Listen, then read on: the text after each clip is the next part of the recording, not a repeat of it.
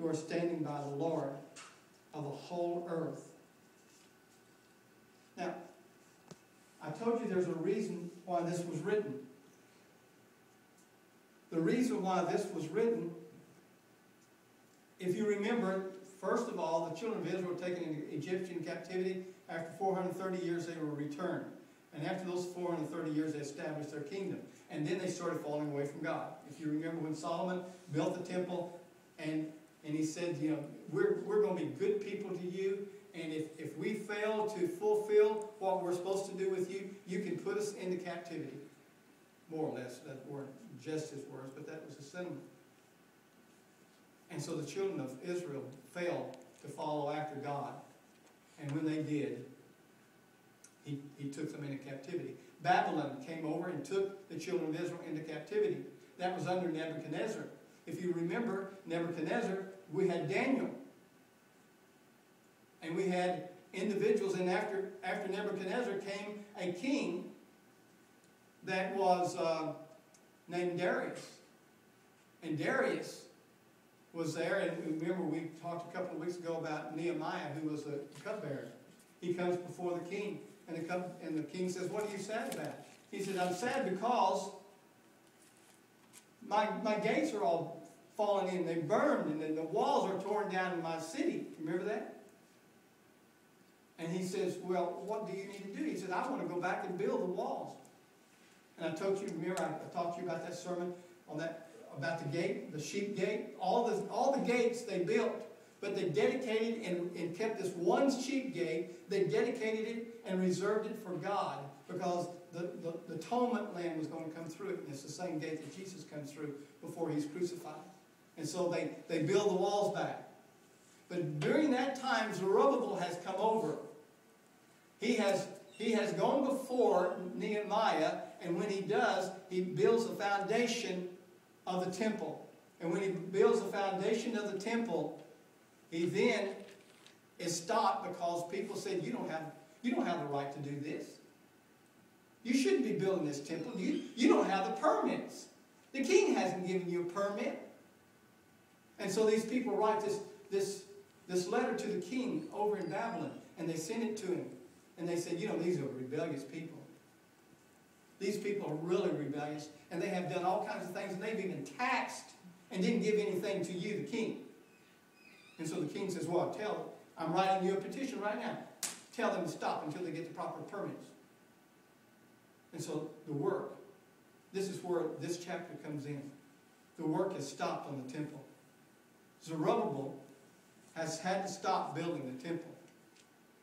And so what God says to Zechariah here, you tell Zerubbabel, not by might, not by power, but by my spirit, says the Lord.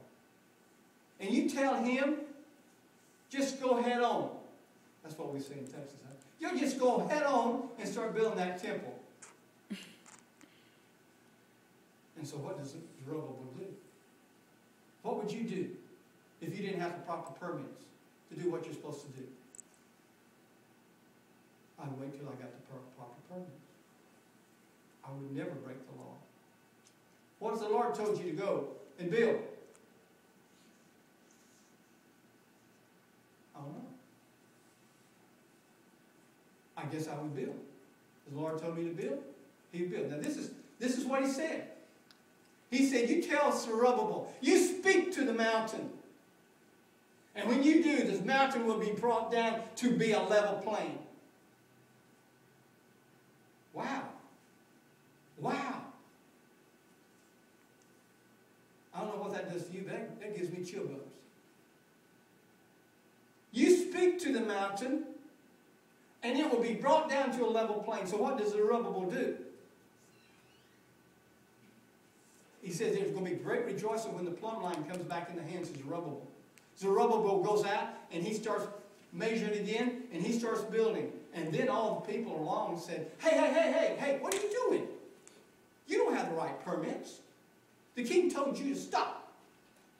He said, well, you know, that's not exactly true. Because we had gotten permission from Darius that we could do this. And now Cyrus, he's going to have to find for himself.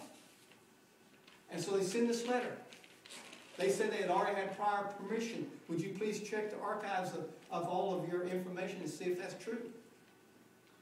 And so the letter gets back to now Cyrus, and he begins to look through all the records of Darius. He said, this is too slow. Would you please pull up the computer? Yeah, here it is. Here it is. Whoa! Wow! Yeah, Darius did do that. He gave them permission to go over. He even gave them money. He even gave them material and all the gold and all the holy things that used to be in the temple. He set it aside and he gave it back to them. They have the right to do that. So what does Cyrus say? Oh, man. He writes another petition. You do not even get involved with them. You leave them alone. They have the right to do exactly what they're doing. So the petition comes back to them. And the people now around them comes up to Zerubbabel and they say to Zerubbabel, let us help you. We have been worshiping God ever since you left here. It's been part of what we have done forever. Let us be a part. And Zerubbabel said, no, don't think so. You gave me a bad time. This mountain is going to be laid low. And he built the temple.